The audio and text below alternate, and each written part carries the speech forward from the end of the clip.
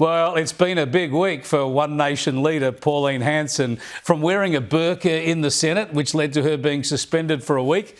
And as we showed you last night as well, the premiere of the trailer and a bit of a sneak preview of the movie-length version of her Please Explain cartoons was supposed to happen in the Parliament House Theatre, but at the last minute the screening was banned on the grounds that someone might be offended. Let's bring in Pauline Hanson live from Canberra. Thanks for joining us, Pauline. Appreciate your time. Let's start with that event last night. You managed to launch the movie. Was there some sort of conspiracy around that last-minute ban from Parliament House?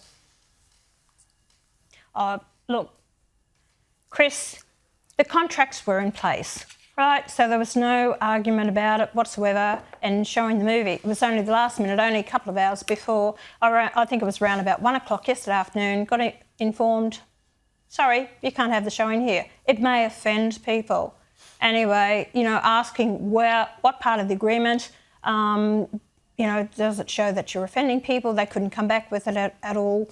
And so we had to go out and find another venue, and I really do appreciate the venue that we got in the heart of Canberra, the theatre in Canberra. It was fantastic.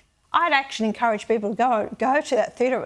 It was beautiful, absolutely beautiful, and I do appreciate giving us that showing. About 50% of the people couldn't come to it because it was put off from 5 o'clock to 9 o'clock at night. A lot of people drove. There was one fellow who told me he drove from Melbourne. Him and his son came from Melbourne. We had them from Gold Coast. We had people from Sydney, all over the country that actually came to that showing last night.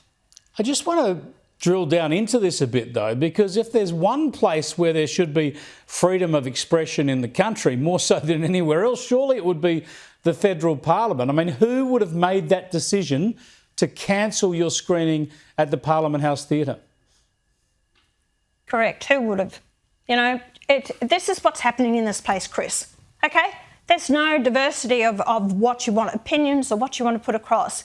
And this is so frustrating. You spoke about the burqa on the floor of Parliament, then you have the screening. No, we might offend people. Our whole country is going down the bloody drain. It really is. It frustrates me to no end. So these people make their decisions. No, you can't because we might offend this one or offend that one, whatever. So what do we have? Where do people like I go, who just are common sense, normal people who want to have a laugh, want to have put out our opinions? Where do we go? What do we do? It's a constant battle I have all the time. I'm fighting this system as it changes and destroys our culture and our way of life. But I'm not going to give up. I'll keep fighting. And guess what? They banned me from here showing the film in Parliament House, but I appreciate those people open up the venue to us and those people that did turn up. So we won in the long run. I don't walk away and give up that easily. Would any politicians have been involved in the decision, or would this have just been Parliament House bureaucrats? Chris, I can't make speculation. I have no idea. And I think because there was a poster that was put out there, and of course it had the rainbow flag and it was progressive, the word in it. So they would have taken offence to that. So they said, oh, well, we can't allow the showing of this. They had no idea what was in the movie. No idea whatsoever. But this might offend people. I'm sick and tired of worrying about whether people are offended or not. That's your problem, being offended. What about the rest of us? You're shutting it down. My opinion, doesn't that matter anymore, or anyone else's? We had a great response from the audience, Chris. They actually applauded it. And I asked them, did you enjoy the 5 minutes of the movie? They said it's absolutely fantastic. And so anyway, we're going to put it out January 26th. It's going ahead. It's going to be a huge success. I can tell you that. It'll be funny as a fit because everything that those guys do at Stepmate Studios is hilarious. I want to go back to the burqa here. You were criticised by some. Now, this is a political stunt. I'm not surprised you were kicked out. I am surprised that it was a 7-day suspension. But people suggesting that you were somehow ridiculing or discriminating against Muslim women. I would have thought if you're talking about trying to ban the burqa in this country, you're trying to stand up for the rights of some Muslim women who are forced to wear the burqa. Who speaks for those women? Because I assume that women who are in a family situation where they are forced to wear a burqa certainly couldn't speak up for their own rights if they chose to. So who does speak for them? We see other Muslim women denouncing you and a broad range of political parties denouncing you. Who in this country is trying to say it's all right for young girls and women to be hidden behind burqas in this country? You're exactly right in what you say. It's sort of all about the oppression of women that is happening. Here they scream about women's rights in this country. The left and the Greens and everyone else is screaming, oh, well, let's protect women's rights, against domestic violence. And then we have, right, same work, same pay. They keep going on about superannuation, the whole lot. But when it comes to women being able to show their face and no, we're not interested, let's back away. They don't want to get into the cultural wars. That's what this is about. And Chris, I've been thinking about this. It wasn't a bloody stunt. It wasn't a stunt, all right? A stunt is to show off. It's not about showing off. It was about proving a point. My point was I wanted to introduce a bill to ban the burqa and full face coverings in public places. Now, when they denied me that, and I thought, well, if you don't want to ban it, I'll go and put it on. So I went and put it on to prove a point. And guess what?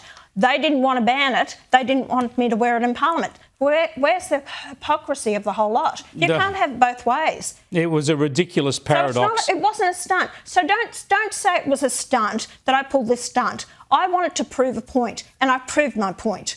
And they couldn't stand it. I am out there fighting for these women. If you want to know about Islam and how women are treated, go and read Ayaan Hirsi Ali's book. I read that years ago. I know what happens to a lot of these women. I've read it myself. It's fantastic. I've read it myself. But I would just point out, of course, the vast majority of Muslim women in this country don't wear the burqa and are not forced to wear the burqa. But the question is, who speaks up for those who do? And there's definitely silence around the country on that point. Just before I let you go, by the end of the week, will Barnaby Joyce be a member of One Nation? Well, he's not a member. He's not a member at all. But I'm hoping, Chris, that, yes, he will be a member of One Nation. Will he sign up this week? Will he sign up this week? How much is the joining fee? And will you waive it?